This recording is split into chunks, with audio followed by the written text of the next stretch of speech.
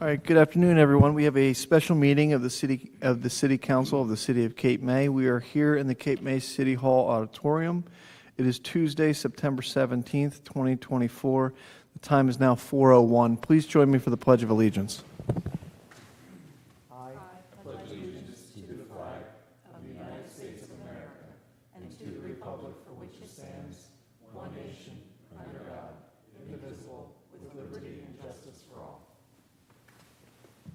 Thank you.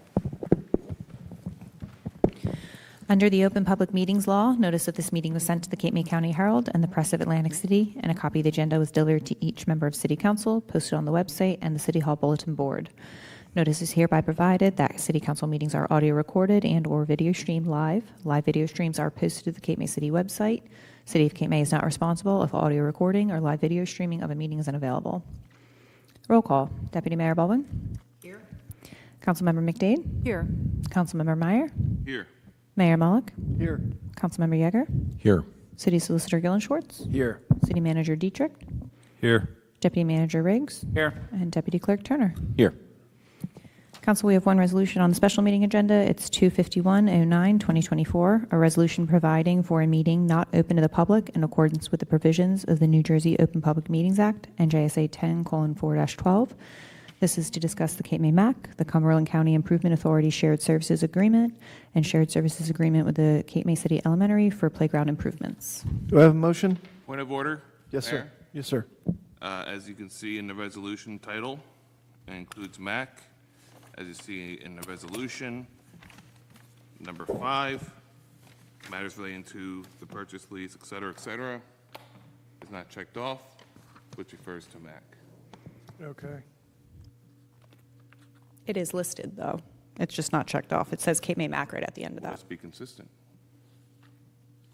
I think it should be a motion made to either amend the resolution, Okay.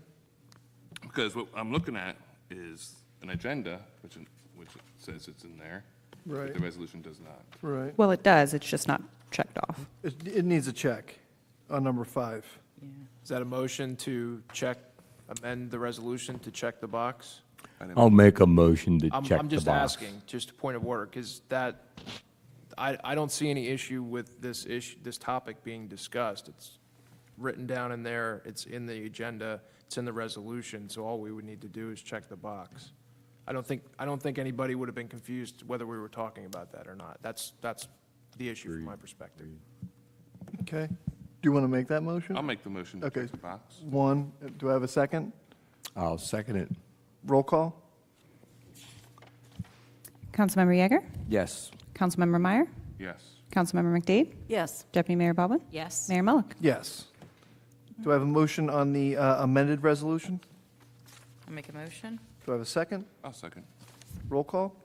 Councilmember Yeager. Yes. Councilmember Meyer. Yes. Councilmember McDade. Yes. Deputy Mayor Baldwin. Yes. Mayor Mullock. Yes. All right, we have a public portion this evening, Mayor. Anyone wishing to speak on this resolution? Seeing no one, we can close public comment and go into closed session. The time is 4:04. Thank you.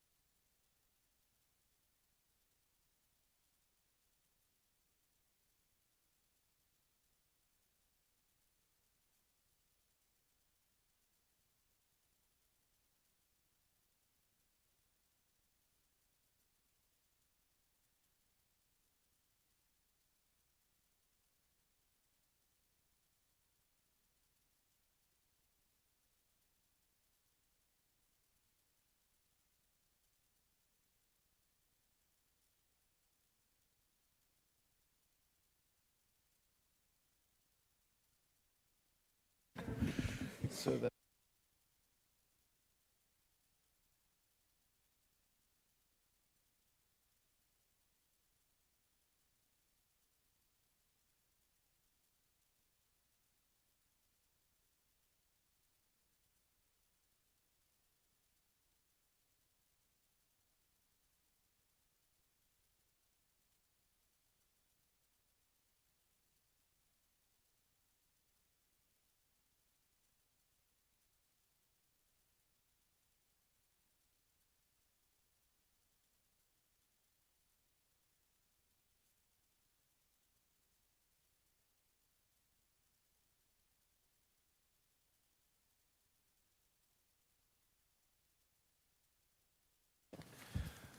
Good evening, everyone. We're just coming out of a closed session, which we will take some action on.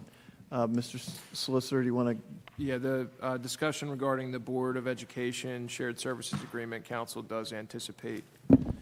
The Board of Education Shared Services Agreement regarding the playground improvements, the council does anticipate adding a resolution and shared services agreement to the regular agenda, and we can go over that when we get to it. Okay.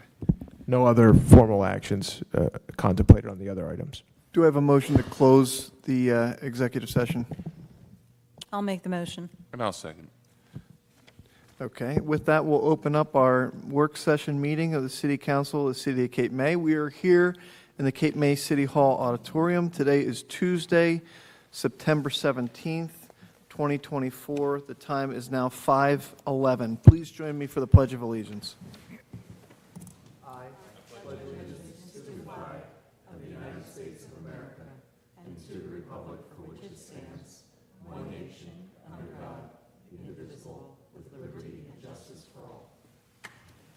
Thank you. Under the Open Public Meetings Law, notice of this meeting was sent to the Cape May County Herald and the Press of Atlantic City, and a copy of the agenda was delivered to each member of City Council and posted on the city website and City Hall Bulletin Board. Notice is hereby provided that City Council meetings are audio recorded and/or video streamed live. Live video streams are posted to the Cape May City website. The City of Cape May is not responsible if audio recording or live video streaming of a meeting is unavailable. Roll call. Deputy Mayor Baldwin. Here? Councilmember McDade. Here. Councilmember Meyer. Here. Mayor Mullick. Here. Councilmember Yeager. Here. City Solicitor Gillenschwartz. Here. City Manager Dietrich is absent. Deputy Manager Riggs. Here. Deputy Clerk Turner. Here. And we have CFO Kevin Haney. Here. All right. Okay. So I believe, Council, we then have one addition to the agenda, if you'd like me to go ahead with that. Yes, please. We have Resolution 26309, 2024, resolution authorizing execution of a shared services agreement with the Cape May City Elementary School for improvements to the Lafayette Street Park Playground. Do I have a motion? I'll make the motion. Do I have a second? I'll second. Roll call, please. Councilmember Yeager. Yes. Councilmember Meyer. Yes. Councilmember McDade. Yes. Deputy Mayor Baldwin. Yes. Mayor Mullick. Yes. All right. Updates and old business. Any updates, old business? Yes, Mayor.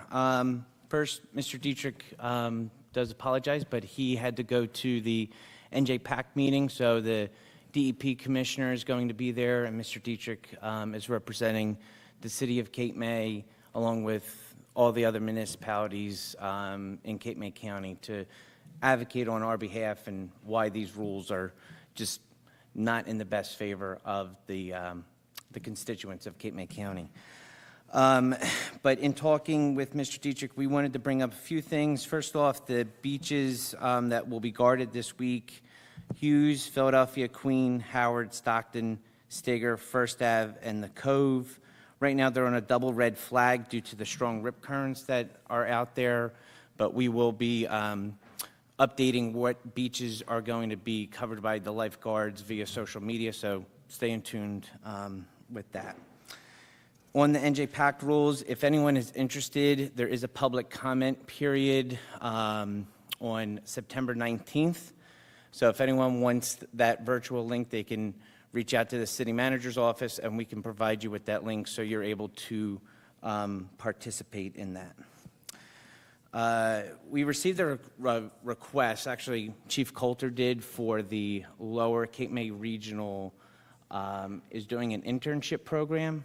So I was just seeing from mayor and council if you guys would be agreeable for basically us on the next meeting to put on a resolution to enter into that program with them. And I can get the particulars over to you. An internship with the fire department or what? So this particular one, the student has requested to work with the fire department and learn about really the administrative functions of having a career fire department. The student's interested in being a career firefighter, but there might be other students along the way that want to learn really how local governance work. I think So- it's a great idea. I'm a strong proponent of internships. I did several myself during my career, and it was a great entree point for for high school students who may not have had an interest in pursuing a college education, but wanted to get into different professional areas and explore them before they made decisions on their career. So I'm a very strong proponent. Okay. Yeah, that's great. So on the next agenda, we'll bring back a resolution just to kind of formalize that process that we'll send over to Lower Cape May Regional, just to make sure that we have the particulars kind of ironed out so they understand what we're doing and we understand what the program is, and most importantly, the governing body understands what the program is as well. Kind of hot off the presses, we were just given notice from Sustainable Jersey that we've been awarded the silver status once again.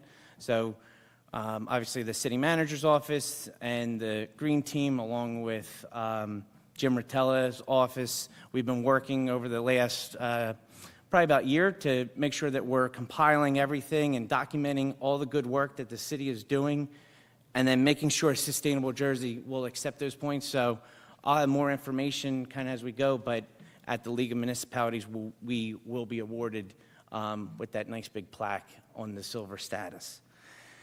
Let's see here.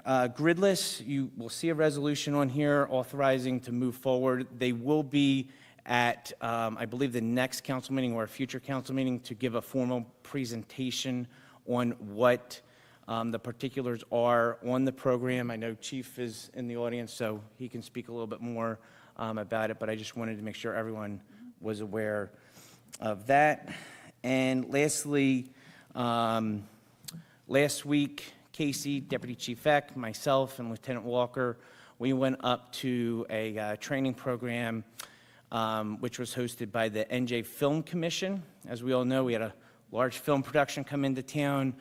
There was a lot of takeaways from that, and there's a program called NJ Film Ready.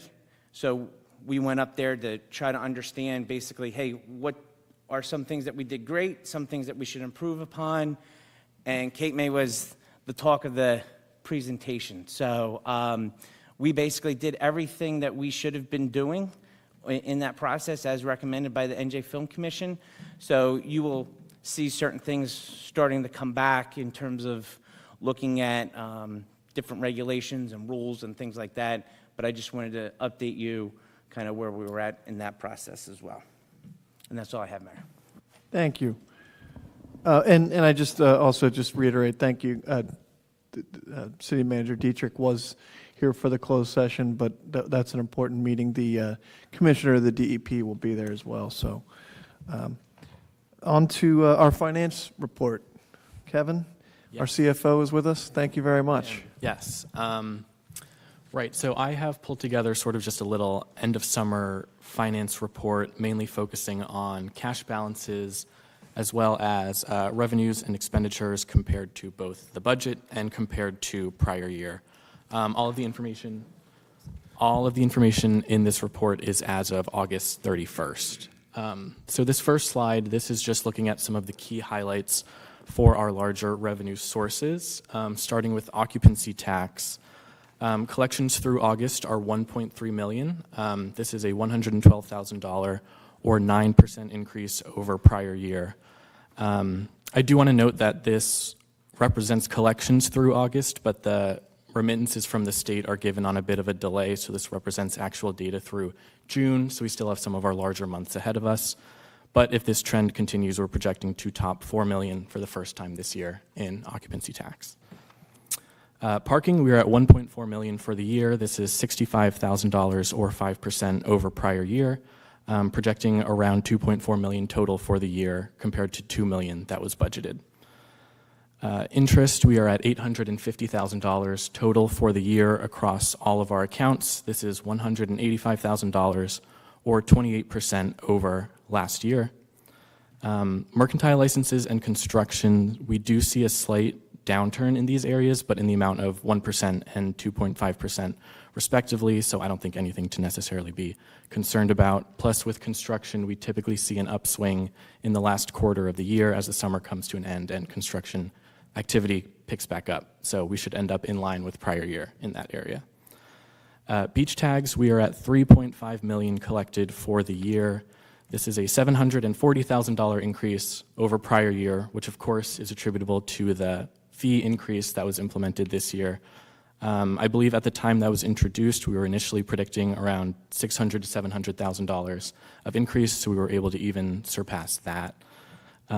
Just as a sort of side note, factoring in that $740,000 increase, beach tag sales overall were actually slightly down compared to last year, 2.7%, but we saw increases in both the daily and commercial tags.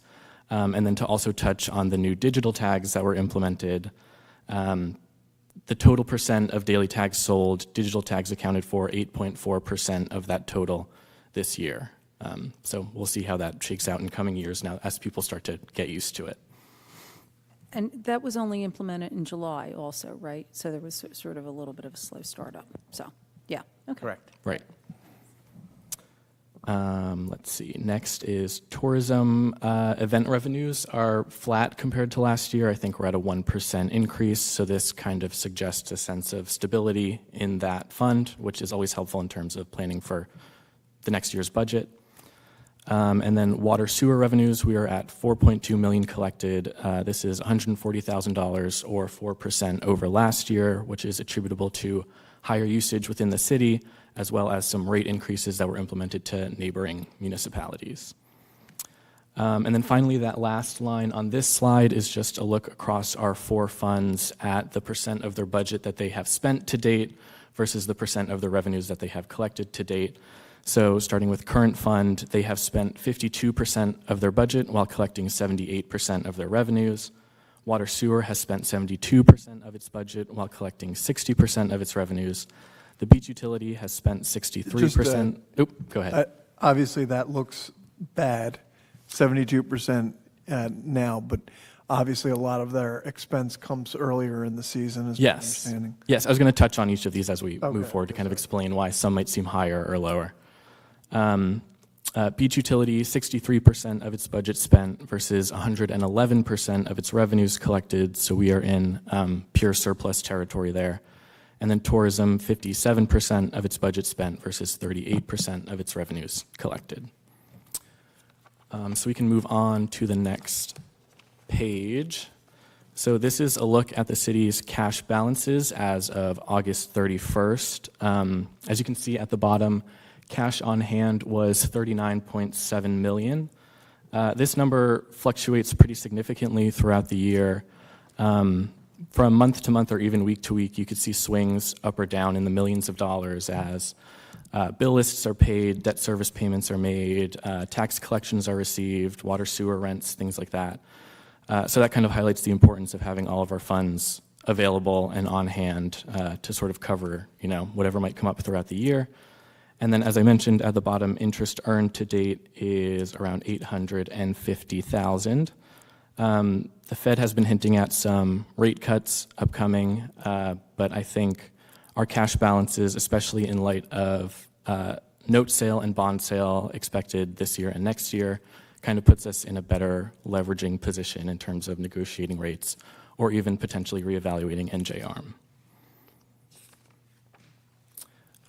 So we can move on to the next slide. The remainder of the presentation is sort of just a more detailed look at each of the funds' budget and revenue lines. I'm not going to go line by line, but I will just highlight on some of the more, noticeable changes from year to year. So starting with current fund, we do see an increase in expenditures in the general administration line compared to last year. However, you can also see that we increased their budget by essentially that same amount because this was expected at the start of the year related to staffing levels and associated expenses there. We also see an increase in the police expenditures, but again, that was appropriately budgeted for in terms of discussions with requested expenditures and contractual increases for employees. I will point out also we do see some decreases in health insurance and dispatch. Those are purely timing related. Those are not actual decreases. In reality, health insurance, we will see an increase there associated with state rate increases, and then dispatch will be the same as last year because it's a contractual rate. The next page is the remainder of the current fund line items. We do see some increases here for public works as they start to, take over more projects throughout the city and have more of a presence.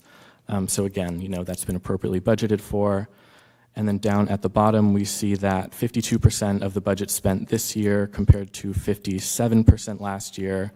If this seems low for August 31st, that's because it is. A lot of those last larger few items on this list relate to accounting entries that are made closer to year end. So that kind of skews it towards the latter half of the year picking up.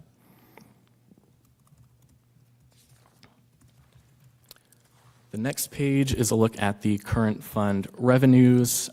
We are up essentially across the board. The main two items that I had noted previously are mercantile licenses and fees, and then construction are slightly down.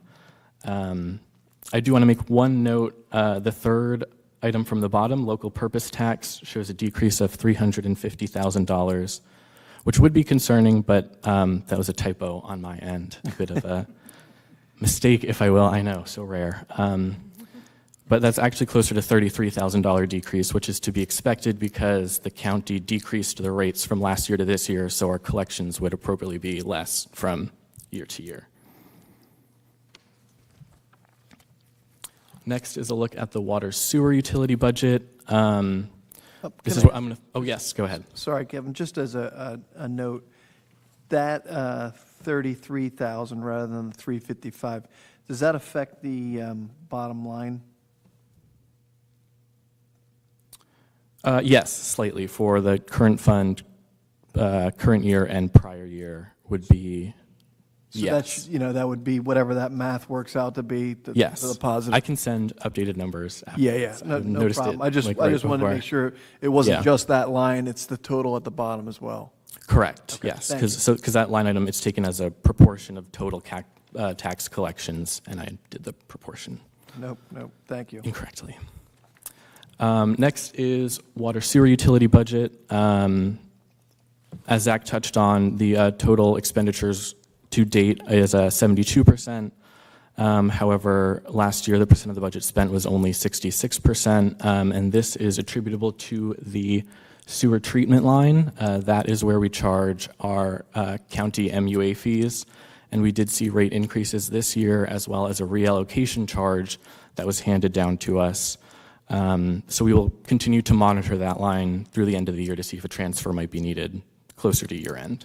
Kevin, can I jump in on that? Yes. In the past, we have basically said we don't want to wait to increase what is essentially a hand-down fee from the MUA.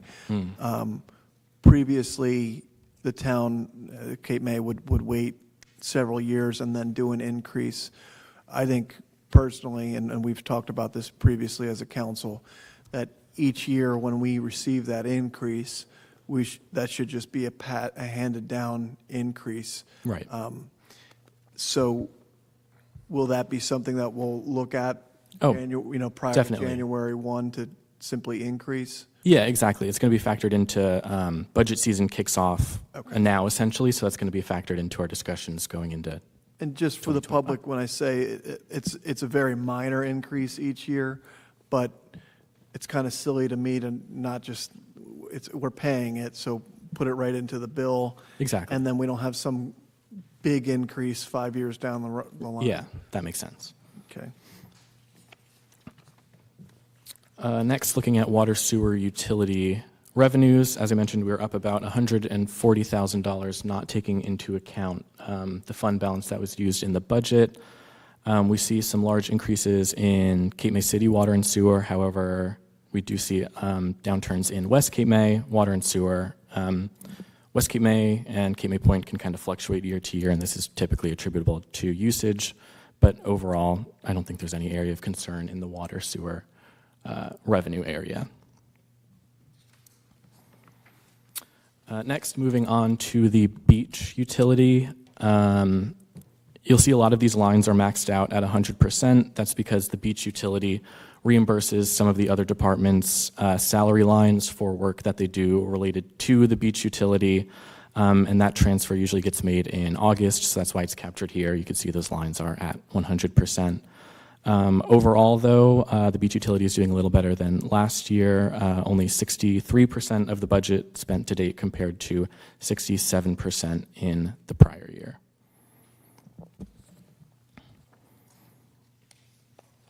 And then beach utility revenues, as I mentioned, we see that big increase related to beach tag sales of $740,000. And as you can also see, total current year revenues of $4.7 million already exceeds what was expected of $4.2 million. And beach tags go back on sale towards the end of the year, so our surplus is expected to grow even larger in this area. Next, tourism utility budget. In terms of expenditures regarding tourism, marketing, and recreation, we are fairly in line with last year. We do see, again, some increases in the public works line, but again, associated with increased work going on with them. So again, for 57% of the budget compared to 53% last year.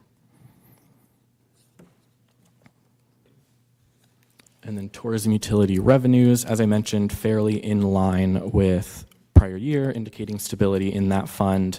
I believe their percent collected was around 38%, which also seems low, but again, we move their portion of room occupancy tax and mercantile fees closer to the end of the year, which kind of skews it towards the end of the year when their revenues pick up to what was budgeted.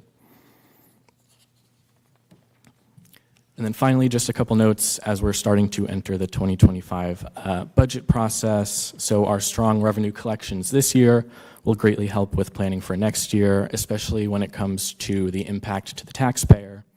We will continue to review our current fees, rates, and contracts to ensure optimal pricing. I do want to give a shout out to MTRAC. They have been a big help in this area, doing research and data analysis for us. We will continue to provide tourism-driven events so that we can strengthen that utility as much as we can and keep it stable. And then also we're going to review all utilities to ensure proper allocation of both revenues and appropriations. And then on the expenditure side, we do have some contractual obligations coming up this year. So we will ensure to appropriately budget for those going into 2025. Continual monitoring of debt service so that we can plan for optimal times for either issuances or refunding. Part of the budget process, review additional staffing and expenditure requests from each department, and then also reviewing current purchasing agreements and lease programs to align with both budgeting and capital availability. But yeah, I think overall, end of the summer, I think a lot of the revenue items taken together, sort of increase in occupancy tax, parking, daily tags, commercial tags, water usage, kind of points to the strength of the number of people coming to and staying in the city. Thank you, Kevin. We really appreciate it. A lot of data, but a lot of good data, really. There's a lot more green in here than there is red. Right. Which Yes. is, at least on the revenue side, so that's a good thing.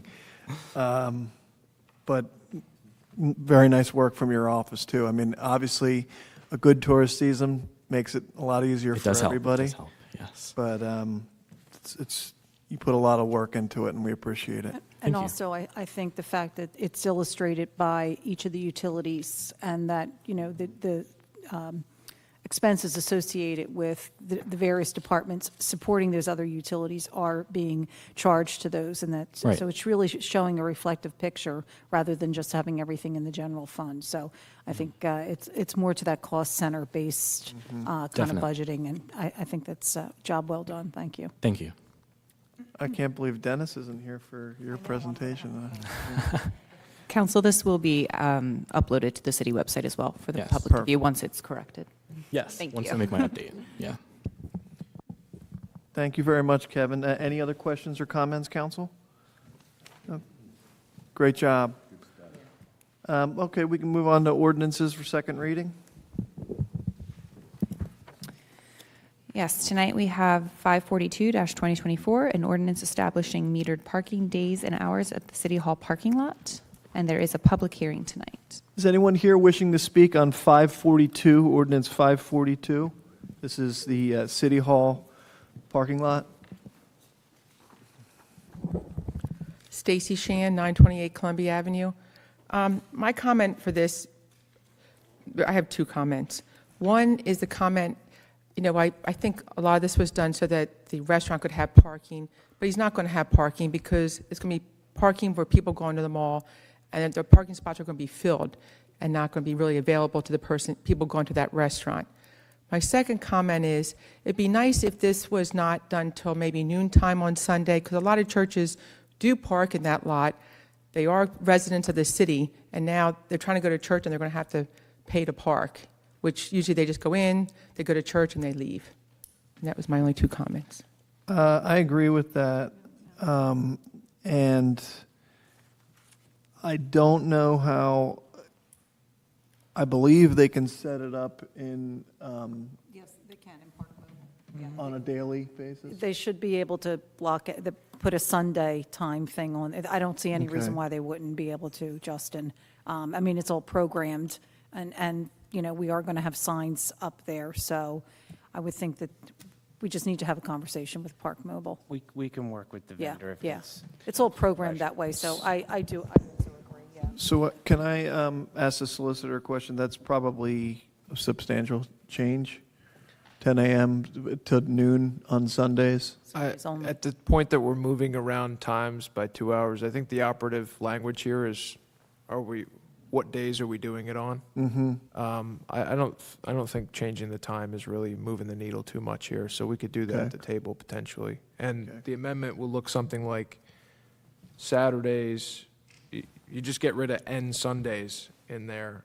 So Saturdays, 10 a.m. to 10 p.m., and then you'd add a not follow-up that would say Sunday will be noon to 10 p.m. Right, yep, yep. And that would be the amendment. Council, if anyone would agree with that, would you make a motion if we can talk about it, I'll make the motion to amend to amend.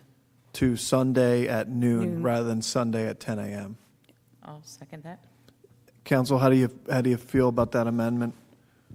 I I think Everyone? I'm in favor. absolutely. Okay. So do we have to vote? Makes sense. Yeah, so we have a motion and we have agreement. So roll call? Councilmember Yeager, Yes. Councilmember Meyer, Yes. Councilmember McDade, Yes, Deputy Mayor Baldwin, Yes. Mayor Mullick. Yes. Do I have a motion on the amended ordinance? I'm sorry, is there any other public Yeah. comment? Public portion of close. Mr. Oh, would anyone like to speak on the amended ordinance? Seeing none, we can close public comment. So we have a amended ordinance. Do I have a motion for the amended ordinance? I'll make the motion. I'll second the motion. Okay, any questions or comments, council? No, thank you, Ms. Shane, for the suggestion. Thank you, Stacy, and thank you to, I believe it was Deputy Mayor and Maureen worked on this a little bit to get it in a little better position. And With the manager, yes. yeah, well, thank you very much. I think it definitely makes a lot more sense now. Roll call, please. Councilmember Yeager, Yes. Councilmember Meyer, Yes. Councilmember McDade, Yes, Deputy Mayor Baldwin, Yes. Mayor Mullick. Yes. Okay, next, council, we have the public portion on the resolutions only. Pardon me. Is anyone here wishing to speak on resolutions this evening? Please come to the microphone, state your name and address. Stacy Sheehan, 928 Columbia Avenue. I just have a quick question about the agreement with the Skyhawks Academy. My question is, the soccer for tots, is that going to be at the school, held at the school? And did the school approve? Yeah, We I have a believe lease that's agreement. Lafayette City Street. of Cape May. Yeah, but it's during school hours.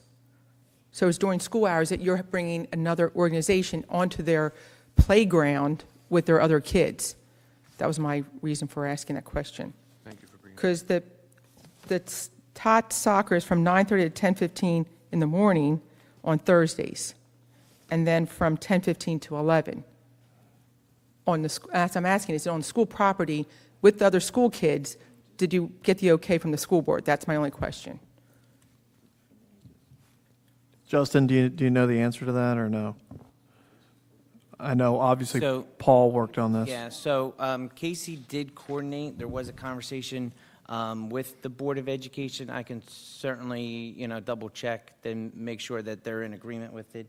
And looking at the terms, if I'm just looking at it, the age ranges, there could be certain sections where it's not being utilized by the school that they can utilize that. So I'll double check, but I'm pretty confident that Casey already had that conversation and Paul did as well. Yeah, because this is 9:30 to 11, so it's a pretty good range. And I don't know, the kids have lunch and they go out after lunch, you're now going to have an interaction. Yeah, I would imagine that she covered the times when they would be there, but without Casey here for us to Yeah, confirm. I'm just bringing it up. These change, just so council has the context, there was a couple volleys back and forth with these times, and I think it was because Casey was trying to coordinate with the vendor and coordinate, accessible times. So I can't speak to the exact conversation, but I know that there was some back and forth on the times. That was my only concern, that the school might not want outside people being there when their kids are there, and what kind of interaction is between the two groups. My other question has to, I think this is for Kevin, the Resolution 257, the wording of a bid for security camera service, grid power. Is that a service that we're bonding for? Because I know you could bond for a service. It's installation services, right, of our new security system.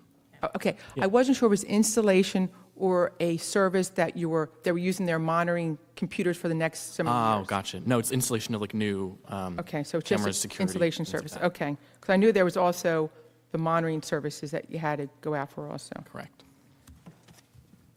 My other question has to do with Resolution 258. It's awarding a bid for City Hall parking lot and Claghorn Place. What is being done at Claghorn? Because there was no attachment, so I didn't know what work was being done. That was my Basically drainage, that's the area that tends to puddle up on Claghorn.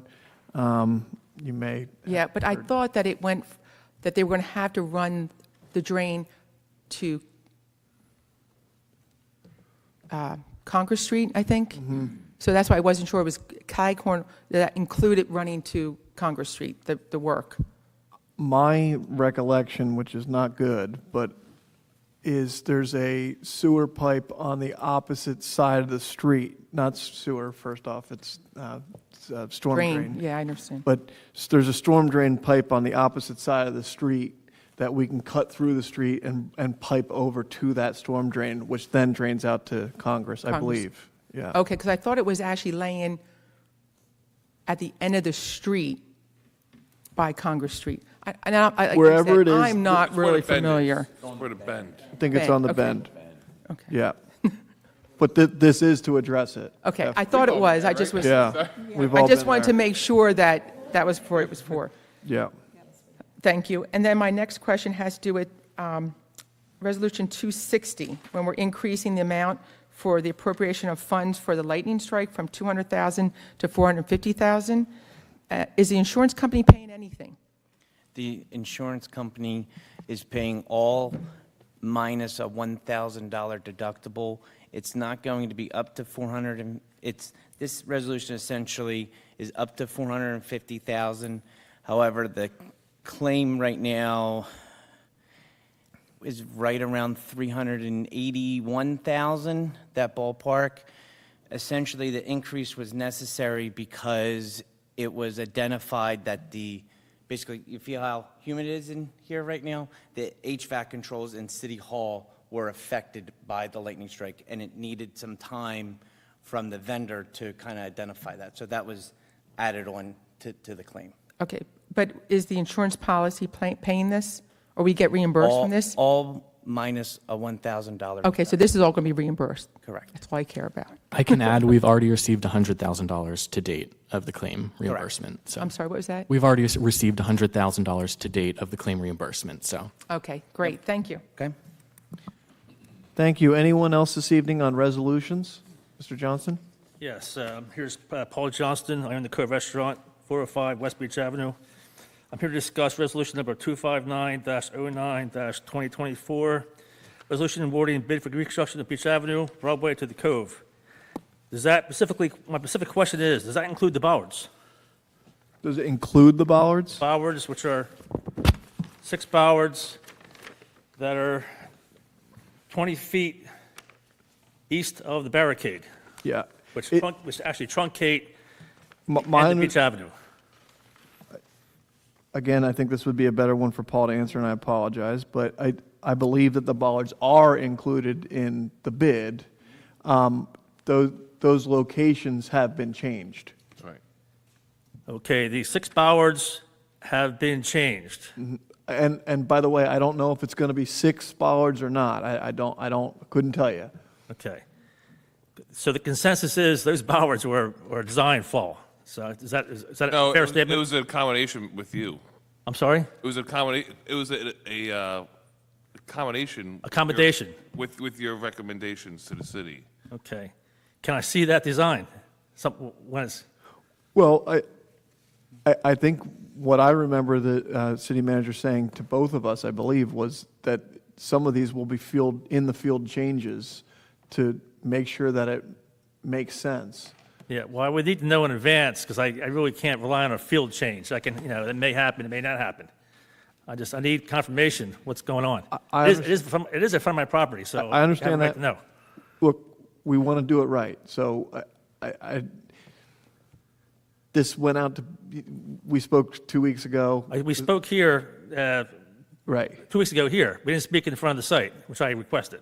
Yes, you But did. You didn't. Not with the mayor, not with the mayor. You met with Paul I met with Paul by accident. I saw him out there and I approached him. because he was looking at the site, based on your recommendations. Okay, yes. And then when I called him when I was on the site, he assured me that the bars are going to be moved back based on your recommendations. Yeah, that's what I want to hear, but basically I want, And it's very common that, as you evaluate a project, that a field change can be made, and that's based off of the engineer's recommendation and the conversations that are had between the contractor and the person that's contracting.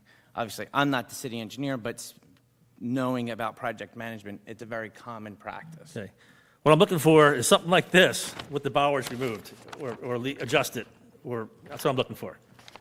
From the conversations that I had with the manager, the bollards were moved. I contacted the mayor and the manager after you met with them at last meeting, and I know that the manager went out and met and agreed to move everything. I What I wanna hear. questioned it. That's what I want to hear. Yeah. Okay. I questioned it, and yeah, as far as I'm concerned, it's a I'm not here to be a gadfly. No. When I saw this, I knew it was design flaw, and I want to address it. Yeah, and Everyone understands I that? questioned him because it was The going to be. majority of us were there on Wednesday. Yeah, we were there. I'm sorry? After you. I'm getting deaf. The majority of us were there Wednesday after your request was made to make sure that was done. All right, thank you very much. Thank you. Appreciate it. Anyone else on resolutions this evening? Seeing none, we'll close public comment on resolutions. Clerk? Council, is there anything you'd like to remove from the consent agenda this evening? No? Okay. All good? All right. Would we like to have a motion to accept the consent agenda? It does not. 263 will be separate because we added that. Do I have a motion? I'll make the motion. Do I have a second? I'll second. Roll call? Councilmember Yeager? Yes. Councilmember Meyer, Yes. Councilmember McDade, Yes. Deputy Mayor Baldwin, Yes. Mayor Mullock. Yes. All right, and now we have 26309, 2024, a resolution authorizing execution of a shared services agreement with Cape May City Elementary School for improvements to the Lafayette Street Park Playground. Do I have a motion? I make a motion? Do I have a second? I'll second. Any questions or comments, council? Do you want to give a brief explanation, Mr. Sure. Swift? So, over a couple of months, we've been discussing informally with the Board of Education for Cape May to hopefully make some improvements to the playground surface at Lafayette Street Park for the existing playground, the poured-in-place surface that is at Kiwanis. It was favorable, and that was something that both parties, I think, saw as an advantage to do that at the existing playground at Lafayette Street.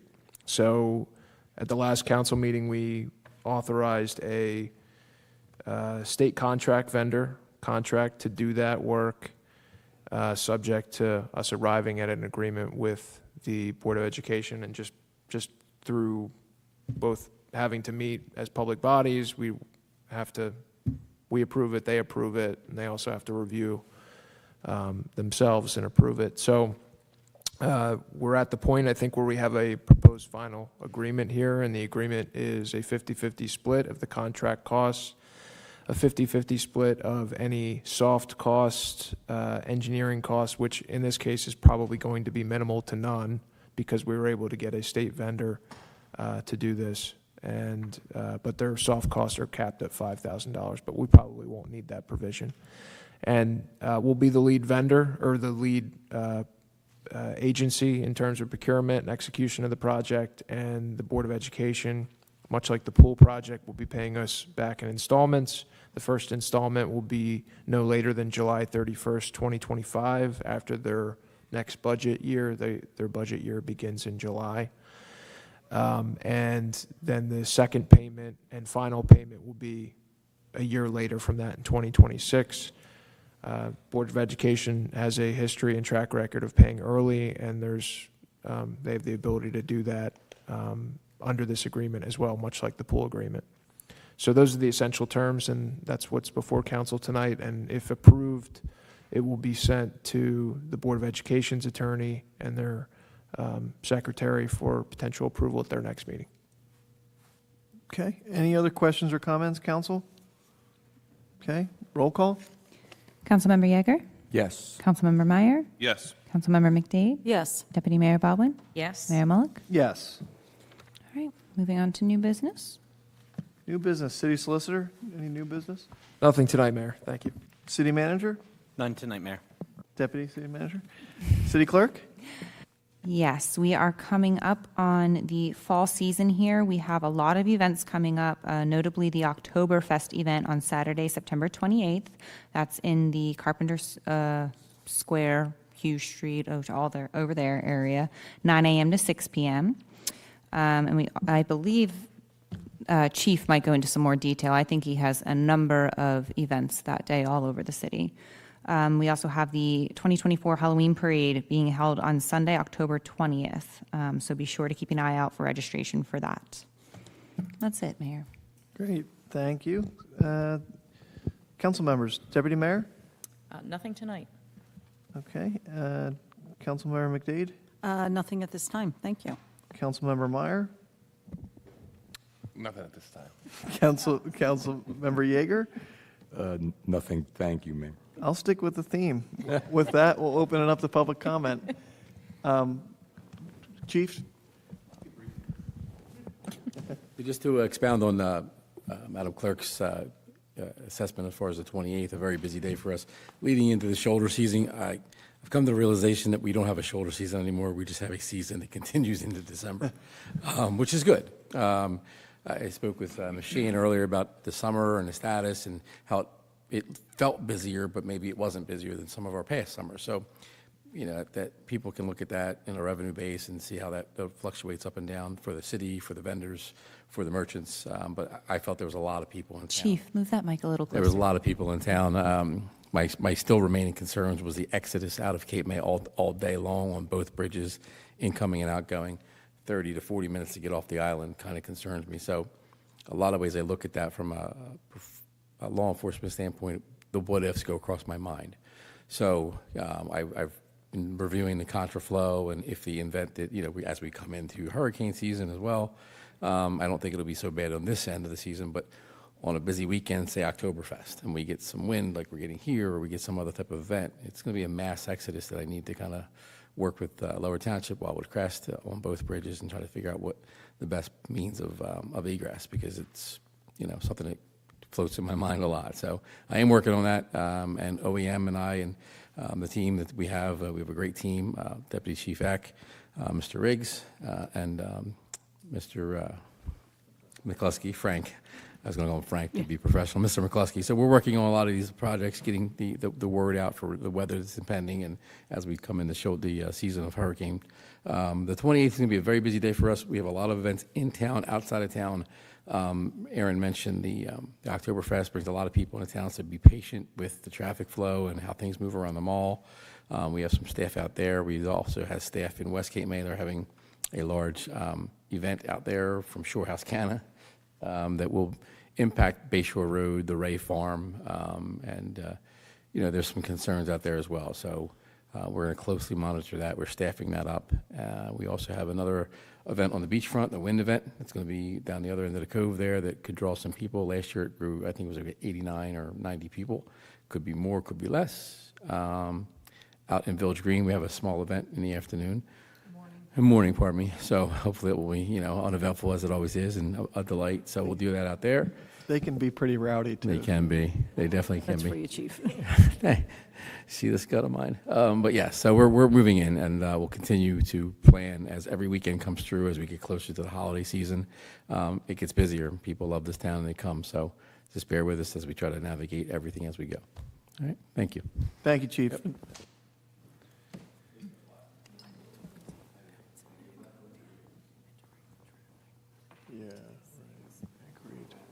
House 1010 New York Avenue. Just a couple of things. Mr. Haney, are you able to project what our surplus will be at the end of the year? Because it appears as though the numbers are very positive. Yeah, I mean, I can't give a definitive answer right now with any confidence, but I could work on some projections to try to see where we might end up. I mean, from our smaller funds like beach, tourism, water, sewer, it's easier to project. Current fund, it's a little more difficult to kind of try to predict where that's going to shake out, just because, as I mentioned, a lot of activity occurs at year end in terms of our adjusting entries. But I think, our goal was this year to try to keep, for current fund at least, surplus fairly flat now that we've reached a healthy level. So I think we should end up around where we've been in prior years. Okay, thank you. On Friday, September 6th, I was having lunch at the restaurant next to the convention hall, and I saw a pickup truck from the lifeguards coming right down the middle of the beach, and around 1:30 in the afternoon. And it was my understanding these pickup trucks are not supposed to be on the beach during the summer unless it's absolutely necessary. And I watched the people moving aside as the pickup truck came down the beach. Was it a lifeguard? Was it a beach patrol? It was a beach patrol pickup truck. They are allowed on the beach to perform, daily activity and move people around and as they see fit, to make sure staffing's available, and also monitor the beach as well, because essentially they're the police on the beach. So they have to be able to get to one end to the other. Not only that, if you were at the beach today, you'll see the trucks going back and forth because they're actually looking at the ocean to see who's in the ocean, because we are limited with lifeguards. That's what they're doing. We get your concern. I mean, we all saw what happened in Wildwood. Well, that's the reason why I ask. Yeah. Unless it's absolutely necessary, I don't think the pickup truck would be advisable to be on the beach. Frankly, that's my comment. They use the Polaris when they can, but right now they have to use the pickup truck for basically pure being able to just move back and forth. And I believe at a certain point the Polaris needed to get repaired. So essentially, the need was there. The other comment is there seems to be an increase in the number of what I'll call wide-tired electric bikes. They have a significant impact because several times now I've been passed on the inside. They then cross in front of you and they go down the center of the street. And I don't know whether this is an increasing problem or is there any way to try and curtail some of the increase in that type of bike? I think my opinion, the state needs to get more involved. We register mopeds, we register, obviously motorcycles and even RTVs and that kind of stuff is registered. So it's a state issue, and I'm not trying to pass the buck, but like you're saying, the tires are getting to the point where they're basically mopeds. They're faster than mopeds. Mopeds are registered. Why are, and like you said, licensed? I couldn't tell you why we haven't gotten to that point yet. I think we should. If we From a could, we local, would. yeah, from a local level, I don't even know what our options would be. Okay. Thank you very much. I mean, I agree with you, Jules. I mean, we all see it. Yeah, they're really dangerous because of their They're also very ability- quiet. So Yeah, and they can really move at a rapid pace. Right. And yeah. And just on that kind of note, with unsafe, people being unsafe, today on Beach Ave, I saw a golf cart. There was a 10-year-old not in a seatbelt in the passenger front side. The mother was in the back. And the father who was driving the thing had an infant in his lap. well, we're seeing a lot of changes in town, and I just hope it's The bad parent. doesn't have a negative result. Thank you. Yeah. You're good. I do apologize, and I'm remiss. The mayor and I were talking earlier. We were just remembering and remissing over Miss Gladys Mendo, longtime employee of the city, beach tag, and just a smiling face, a warm heart, a kind soul. I believe the mayor would probably echo the same statements as far as her ability to just grab a laugh and keep you going. So I don't think I ever saw her in a bad mood. I really don't. And she was on the beachfront and selling beach tags for a lot of years. Gladys just was a very staple to this community, so I just want to echo that again after our conversation earlier. Thank you, Chief. Yes, sir. Yeah, just to echo that, couldn't have a better beach tagger. I mean, when some people are not necessarily happy when they find out that they have to pay to get on the beach, but she did everything with a smile. Served the city for 42 years. We all know Joe, her son, probably has one of the hardest and most unappreciated jobs in the city, which is in the water department. We all turn on the faucet and know that there's going to be water, but somebody's actually working to make sure that happens. So my heart goes out to the Mendo family, and Chief, thank you for bringing that up. And I'll just say personally, she's just such a wonderful, nice lady who volunteered at every group that you went to. You would see her there. I would drop my kids off to her and other volunteers right here at the Methodist Church, and gosh, just a wonderful, sweet lady. So thank you, Chief. Sorry about that. Speaking of wonderful ladies. Well, you're not going to think that. I'm here to talk about traffic just and name- speeding. I'm sorry. Name and and address, address. please. Laurel Nuschke, 924 Washington Street. Thank you. I've been to council before about the speeding on Washington Street. I had the neighbors in my block sign a petition this evening. I'm going to read that to you. I did have the opportunity to speak with Paul today about some potential options, which I'll go over my conversation with you after I read this. Okay. We, the undersigned, are residents of Washington Street, and residents meaning year-round residents. I am in a block which is highly unusual.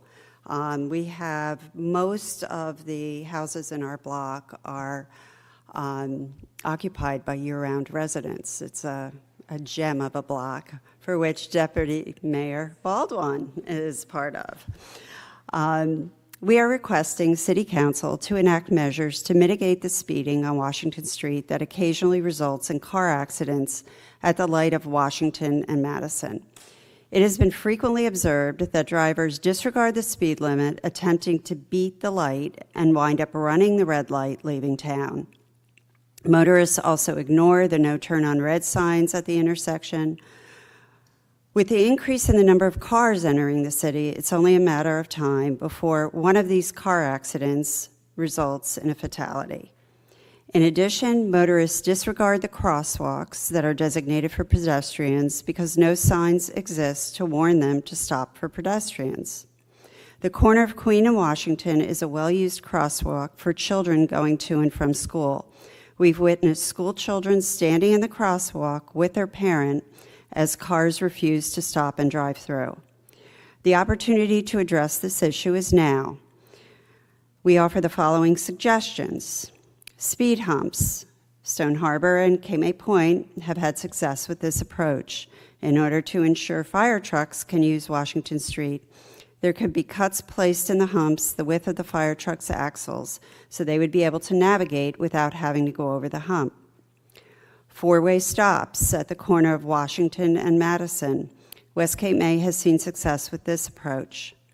This would ensure all drivers are required to stop. Speeders frequently are approaching the light to race through a yellow only to have it turn red by the time they get through. Cameras and blinking lights could be placed on the no turn on red signs.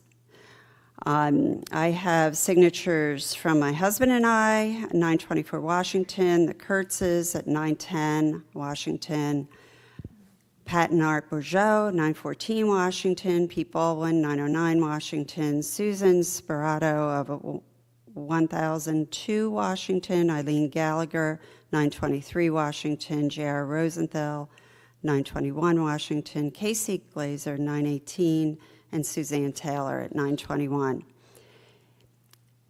It's one thing to speed 5 miles over, even 10, but we routinely see people driving, and it's almost always out of town, going well over 40 miles an hour. And I have stood in a crosswalk with my 4.5-year-old grandson, and Mayor Mullock's wife has stood in a crosswalk with 2 of his kids, and people don't stop. They just go right through. The other possibility would be a stop sign at the corner of Washington and Queen. That would slow people down. They'd have to stop there, so that by the time they're trying to beat the light, they wouldn't be able to really get the momentum to be going 45 miles an hour. It's not make-believe. I'm not some cranky old lady up here. This is an issue, and it happens to be on this particular block. So I'm really hoping that our Paul, who I spoke with today, can look at some traffic options so that something can be done, because 3 weeks ago there was another accident at the corner of Madison and Washington. It's not an unusual occurrence. Thanks, guys. Thank you, Laurel. Chief, do you want to comment? I will absolutely agree with her and the residents of Washington Street there and at Madison. In my career, there's been multiple accidents there. Mr. Yeager, maybe you can weigh in as far as what the traffic study that we had come through town. I don't know if they looked at that specific intersection or not.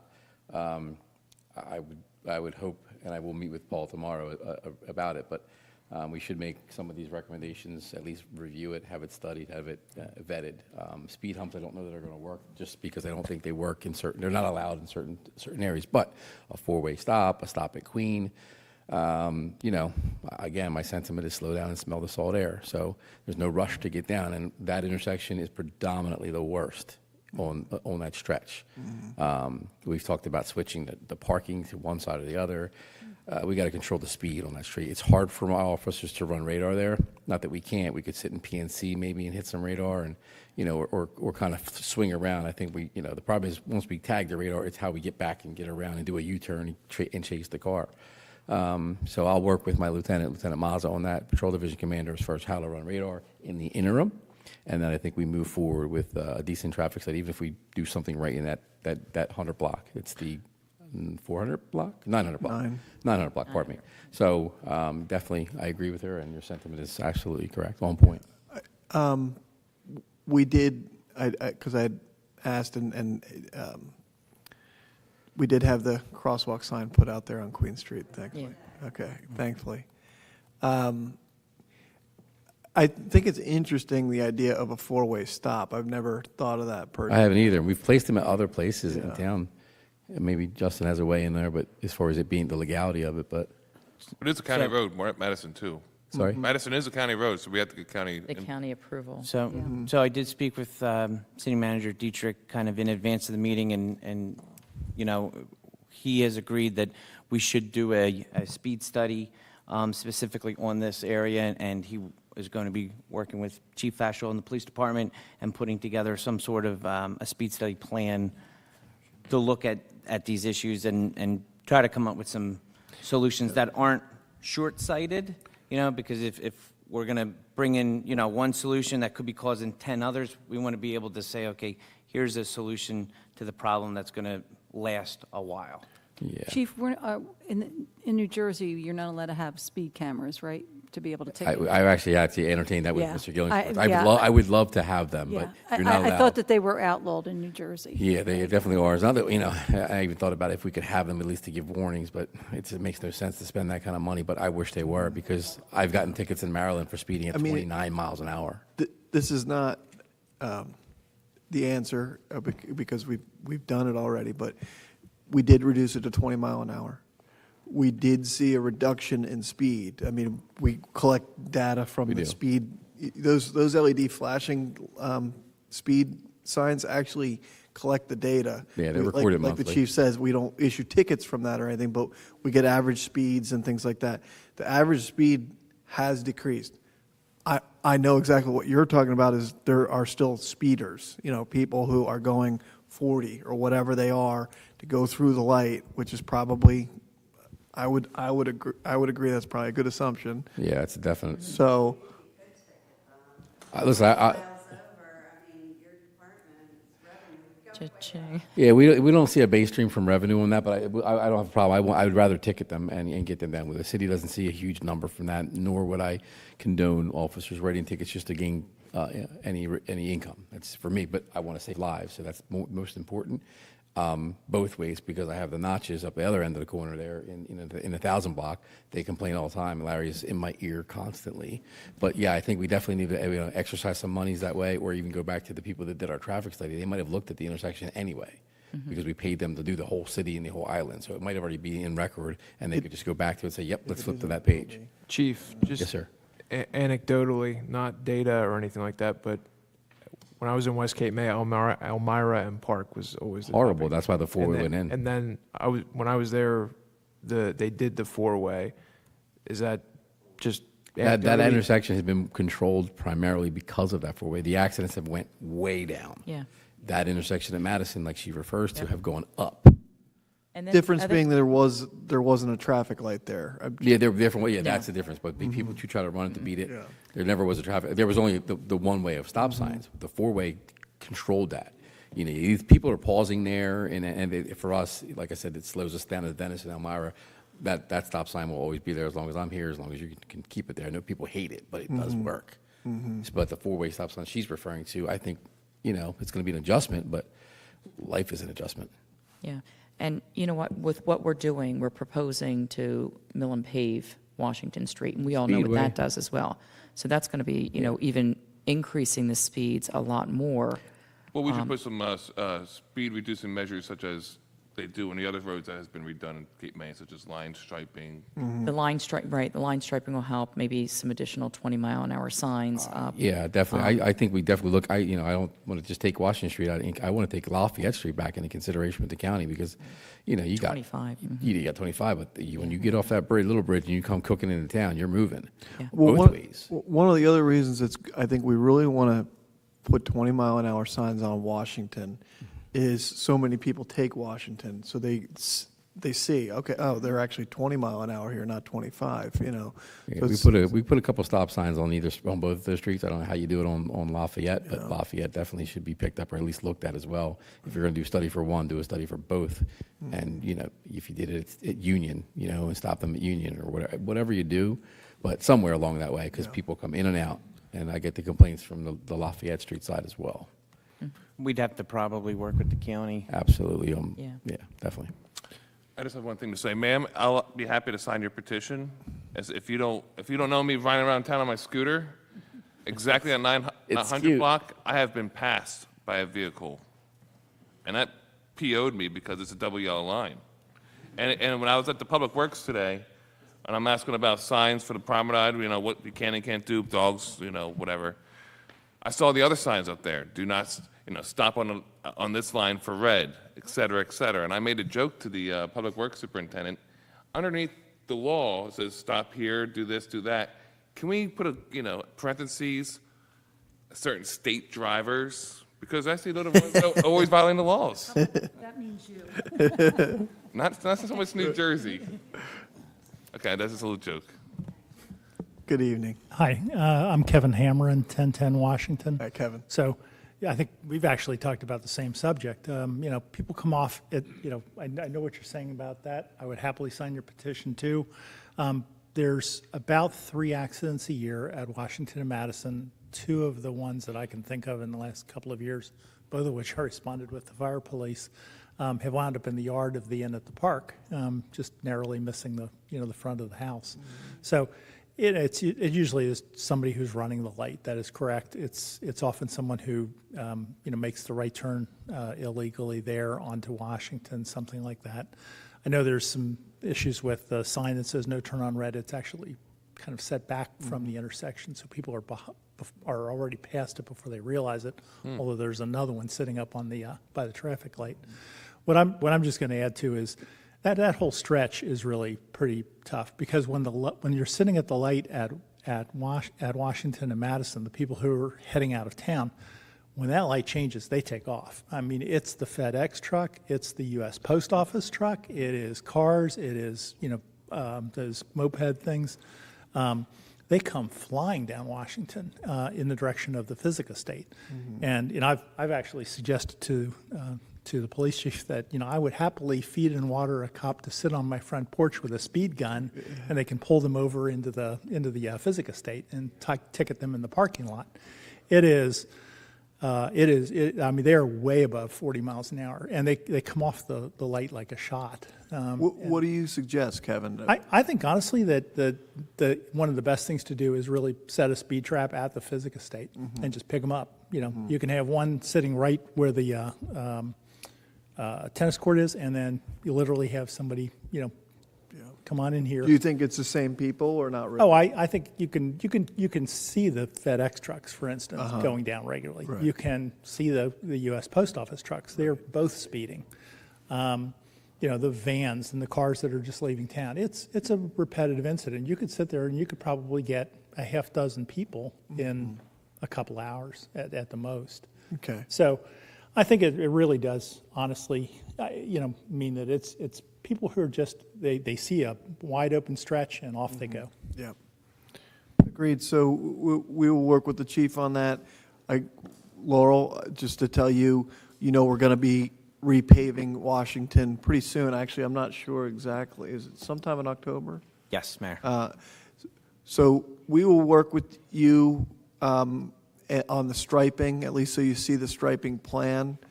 Any small changes that we can make to that striping plan that make it safer, of course, I'm sure we would all support. And we'll work with the chief on enforcement. I do think looking at a speed study obviously makes a lot of sense. I think the idea of four-way stop is interesting. I don't know what professionals would say about that, but it's an interesting thought. Yeah, I mean, it's certainly, at least you know people are going to slow down. Anyway. Yeah.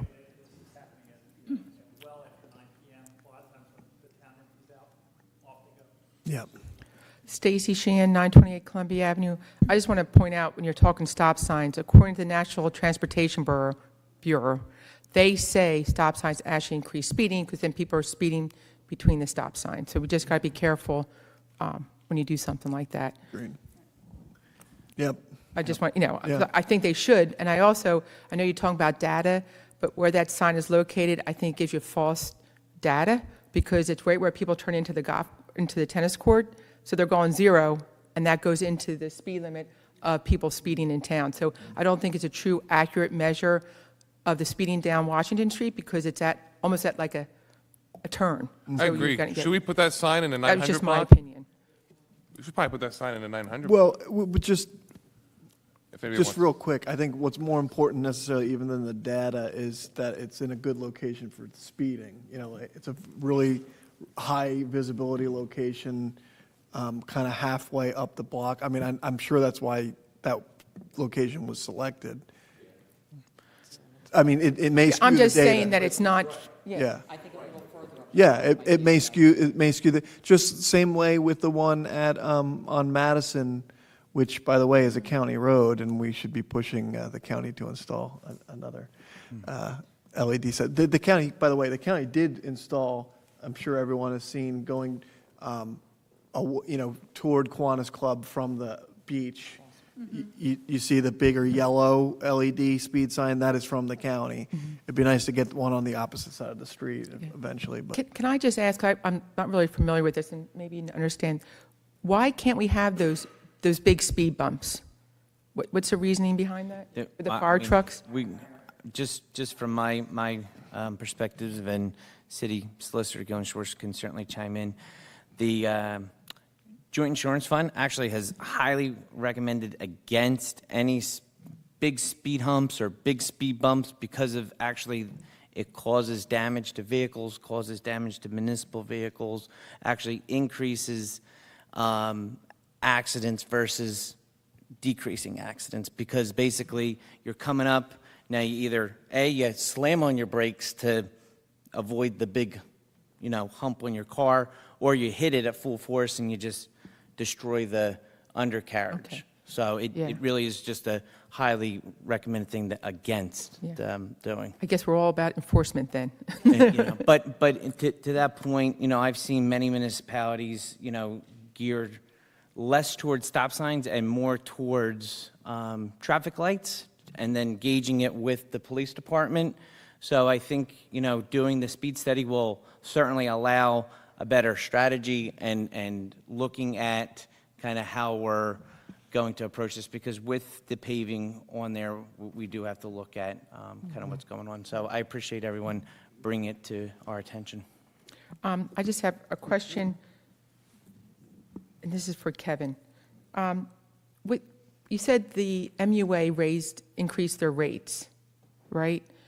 How does that work with the Coast Guard base? Because they should be paying whatever comes in, whatever bill comes in, they should be paying. Is it already raised their rate when it comes in for them? Or is that something we have to do, is raise the rate? Yeah, Jen? I think it was sort of discussed. We evaluated each budget year to kind of raise the rates to appropriately match what the fees coming in from the county are to each location. Okay, because I know there's a pumping station right there by the Coast Guard base, and I didn't know if they were just billed automatically individually. That was my point, asking that question. Gotcha. But they're not. No, it's we set the rate for the year, and then each budget year we evaluate to align it with actual. Yeah, I mean, they're a federal government. They should pay their fair share when the Exactly. rates go up. Exactly. They have the money. My next question is for you, is the residents are supposed to be have the ability to attend when the department heads give their budget Yes. presentations or their budgeting requests? Correct, those And are I just open. wanted to know, do you have an idea when that's going to be held in November? Sometime late October to mid-November. We don't have a Okay. set time frame yet. And are you going to advertise that on the website? Yes. Okay. Yep. Thank you. Or do we advertise paper, right? Yeah, Paper will announce at meetings. Yep, those are open to the public. Anyone else? Seeing none, motion to adjourn. So moved. Thank you, everyone. Have a wonderful evening. 6:24.